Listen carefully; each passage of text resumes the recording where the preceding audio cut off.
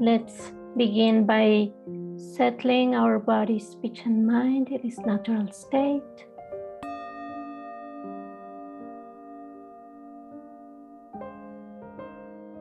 Take 3 deep breaths, releasing any tension, any concerns, finding that relaxation and posture that you know you feel comfortable in. Let's scan our body from head to feet, releasing and relaxing our muscles, especially the muscles in the face, around the eyes and eyebrows, the jaw. Eyes can be closed or a little bit open, eyelids relaxed, tip of the tongue behind the upper teeth. Continue relaxing your neck, shoulders, arms, leaving some space between your arms and your torso. Keeping your spine straight. With the out-breath, release all the muscles around it, releasing all tension, tightness, discomfort by relaxing deeper and deeper with each out-breath. Your hands on your lap or your legs, palms facing up or down, wherever is more comfortable, or in the Dhyana mudra, the mudra of concentration, traditional mudra of meditation. Your legs, relax them, soles of your feet on the ground, and then do a quick scan, checking your whole body for any points of tension or tightness, and consciously relax them with the out breath, releasing deeper and deeper, finding relaxation, stillness, and releasing any concerns about the past and the future. If it's helpful, count breaths to keep your mind engaged in the present, or you can also just become aware of sounds, sensations, any perceptions happening in the present as a way to release grasping to thoughts about the past or the future and just resting in the present with whatever is arising moment by moment, whether it's physical perceptions or mental perceptions or events such as memories, plans, and even emotions. Just allowing them to arise and pass without repressing, rejecting, or chasing after them. Let your breath take its natural rhythm, being aware of it but without controlling it.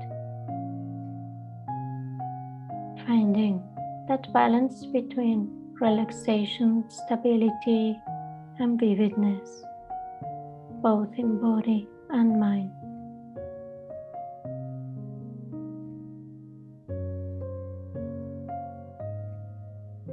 And now that our mind is more calm and relaxed, our body has found relaxation and stillness, let's generate a meaningful motivation to do this practice, this meditation, to train our minds in order to be of greater benefit for ourselves, for the benefit of those around us, for cultivating greater emotional, mental balance, to be more present, more focused in our daily life, but also to develop our wisdom and understanding about the mind and the reality we live in. With this motivation, continue focusing on the breath while we do this analytical meditation. Having observed how our mind operates in daily life, let's look at the mind itself, its nature, and its continuity. The word mind does not refer to the brain, for the brain is made of atoms, while the mind is not. The mind is part of us. It's that part that experiences, feels, perceives, thinks, and so forth. The presence of the mind is what makes the difference between a living being and a dead body.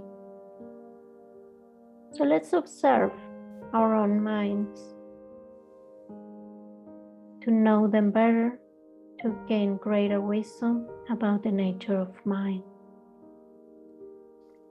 First, let's reflect on two qualities of the mind. The first one is clarity.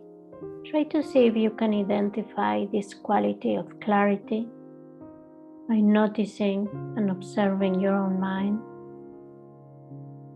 It allows objects, perceptions, to arise in it.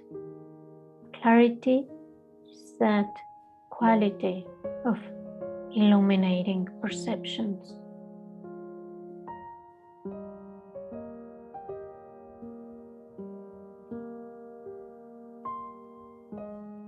The mind doesn't have a form, it's formless. Can you notice this? If you look at your own mind, can you find a form, a shape? You can't. Yet you can identify this clarity, this luminosity that allows it to perceive anything that it enters in contact with, to manifest any kind of perceptions, like thoughts, memories, emotions, and even a replica of visual perceptions, auditory perceptions. We can also replicate a smell in the perception of the mind. This is due to the clarity. So try to observe your own mind directly without internal chit-chat or commentary, without conceptualizing or generating ideas about what it is or not. Just look at it directly and see what you perceive, how you perceive the mind.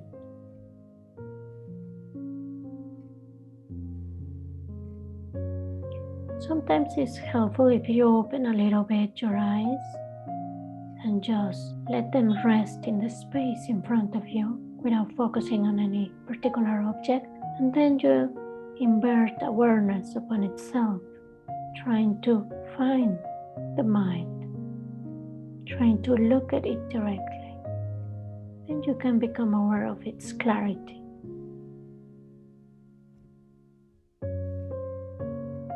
Now, the second quality is awareness. And it's this quality that allows us to engage with objects. It's that quality of knowing that you know, knowing that you're perceiving, knowing that you are right here, right now, listening, perceiving, knowing, analyzing, thinking, or resting. It's this awareness that differentiates us from objects that are not aware. Try to see if you can distinguish directly these two qualities of clarity and awareness. This flow of knowing that is clear. Now calm your mind for some time, just focusing on the breath, relaxing, releasing,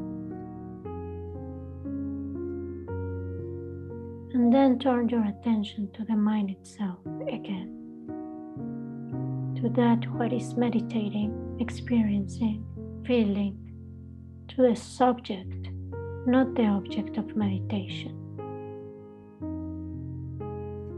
So in this way we alternate, taking periods of relaxation and just focusing on the breath as our object of meditation. And when you feel rested, balanced, present, then you can direct your attention to the mind again. And you start feeling confused or blurry and uncertain about what you're looking at, you can go back to the breath and take a rest.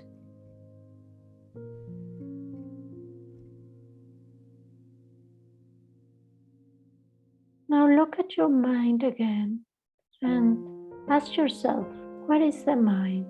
And just look and try to answer the question with learned ideas or memories of concepts. Just look directly. What is the mind? Does it have shape or color?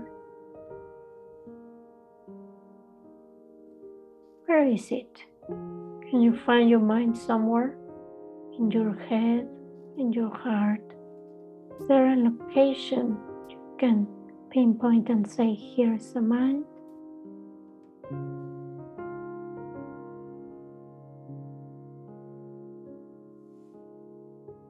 Now try again to get a sense of the clarity and awareness of what is perceiving, feeling, and experiencing. Focus on the perceiving subject, not on the object of the perception.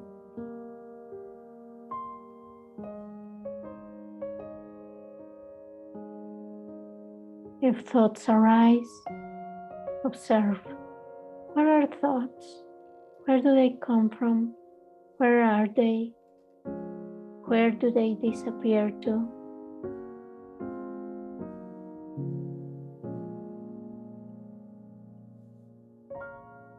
And when they have passed, focus again on the subject, on the perceiver, the observer.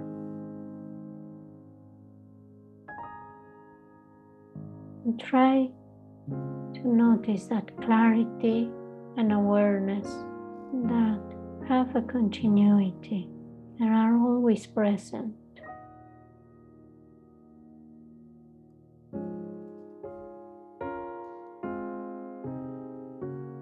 If thoughts arise, notice how they are also made of that clarity. Become aware of them. See them arising and dissolving back into the mind.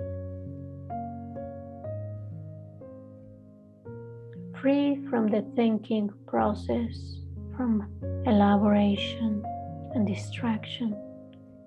Experience your mind as being clarity and awareness, and rest in that experience.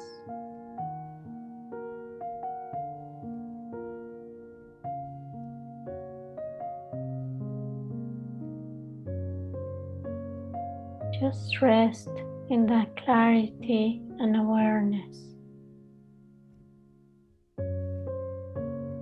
knowing that you're knowing, aware that you are aware, releasing thinking but not suppressing thought.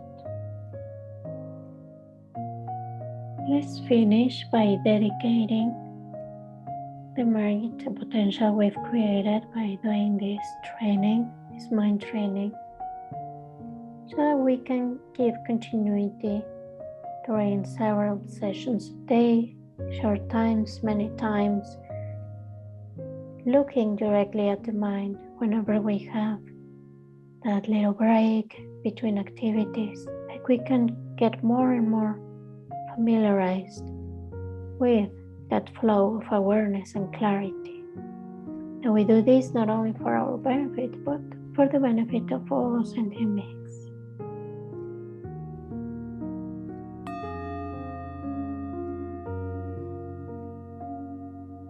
Thank you for doing this meditation. As you can see, this is more of a Vipassana practice.